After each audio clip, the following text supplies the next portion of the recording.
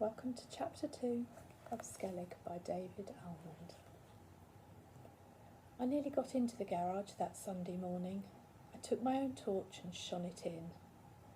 The outside doors to the back lane must have fallen off years ago, and there were dozens of massive planks nailed across the entrance. The timbers holding the roof were rotten, and the roof was sagging in. The bits of the floor you could see between the rubbish were full of cracks and holes. The people that took the rubbish out of the house were supposed to take it out of the garage as well, but they took one look at the place and said they wouldn't go in, even for danger money. There were old chests and old broken wash basins and bags of cement, ancient doors leaning against the walls, deck chairs with great cloth seats rotting away, great rolls of rope and cable hung from nails. Heaps of water pipes and great boxes of rusty nails were scattered on the floor. Everything was covered in dust and spiders' webs. There was mortar that had fallen off from the walls. There was a little window in one of the walls, but it was filthy, and there were rolls of cracked lino standing in front of it. The place stank of rot and dust. Even the bricks were crumbling, like they couldn't bear the weight anymore. It was like the whole thing was sick of itself and would collapse in a heap and have to get bulldozed away. I heard something scratching in one of the corners and something scuttling about. Then it stopped, and it was just dead quiet in there. I stood, daring myself to go in. I was just going to slip inside when I heard Mum shouting at me, Michael, what are you doing?" She was at the back door. "Didn't we tell you to wait till we're sure it's safe?" I stepped back and looked at her. "Well, didn't we?" she shouted. "Yes," I said. "So keep out." "All right." I shoved the door and it lurched half shut on its single hinge. "All right," she yelled. "All right," I said. "Yes, all right, all right." "Do you not think we've got more to worry about than the stupid rotting garage and you getting crushed in it?" she said. "Yes." "You just keep out then. Right?" Right. Then I went back into the wilderness that we all called a garden, and she went back to the flaming baby. Chapter 3 of Skellig. The garden was another place that was supposed to be wonderful.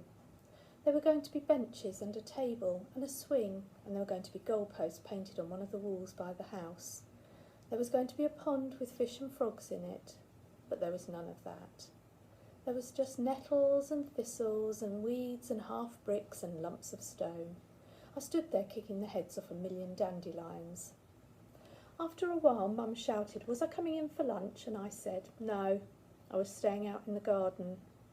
She bought me a sandwich and a can of Coke. "Oh, I'm sorry, it's all so rotten and we're in such rotten moods," she said. She touched my arm. "You understand though, don't you, Michael? Don't you?" I shrugged.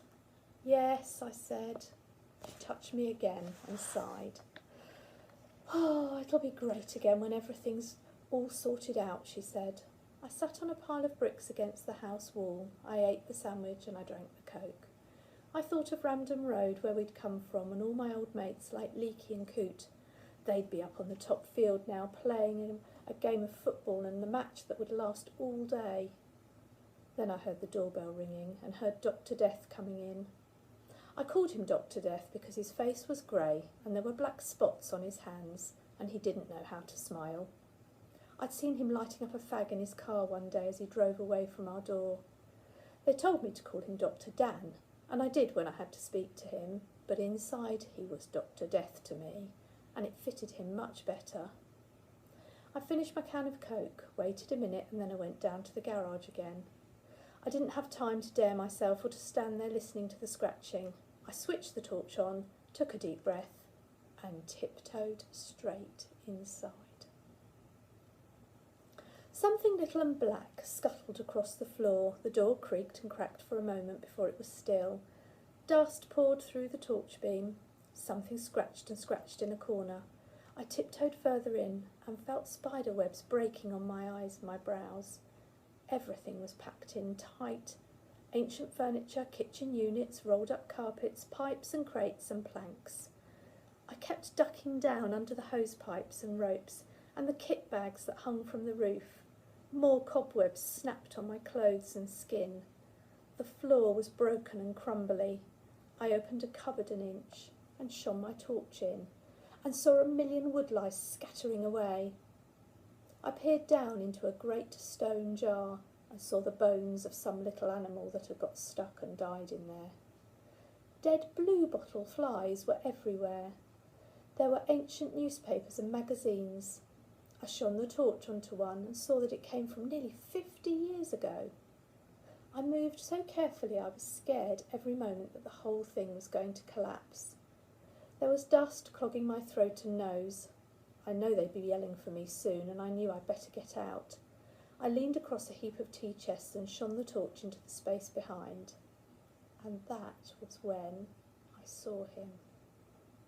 I thought he was dead. He was sitting with his legs stretched out and his head tipped back against the wall. He was covered in dust and webs like everything else, and his face was thin and pale. Dead bluebottles were scattered on his hair and shoulders. I shone the torch onto his face, his white face, and his black suit. "What do you want?" he said. He opened his eyes and looked up at me. His voice squeaked like he hadn't used it in years. "What do you want?" My heart thudded and thundered. I said, "What do you want?" Then I heard them yelling for me from the house. "Michael! Michael! Michael!" I shuffled out again. I backed out through the door. It was Dad. He'd come down the path to me. "Didn't we tell you?" he started. "Yes," I said. Yes. I started to brush the dust off myself, and a spider dropped away from my chin on a long, thin string. He put his arm around me. "It's for your own good," he said. He picked a dead bluebottle out of my hair. He thumped the side of the garage and the whole thing shuddered. "See," he said, "imagine what might happen." I grabbed his arm to stop him thumping it again. "Don't," I said. "It's all right, I understand." He squeezed my shoulder and said everything would be better soon. He laughed. "Get all that dust off before your mother sees you," he said. I love that description of the garage in chapters 2 and 3. It's full of so many details and it's so rank. What I'd like you to do is listen again, go back, make a list as you listen of all the things that Michael finds inside and outside the garage, how he describes it, what picture does it create in your mind. Take those points and write them in a list, and then using those we'd like you to draw a really detailed picture of the inside of the garage. You may do the outside as well if you wish to, but definitely the inside. Annotate it, put some notes around it, describing all the things you've drawn. When you finish your picture, put it to the side, have a good look at it, and then write a couple of paragraphs using all that description. Use your adjectives. Go back to the text and steal some of the description that they've taken from there. Use the description that Michael's used. Add in a little bit more, maybe some adverbs about how those scuttling creatures move, maybe some adjectives that you think would be better than how it's been described already. And then send it to us so we can have a look at it and read it, and we'll get back to you.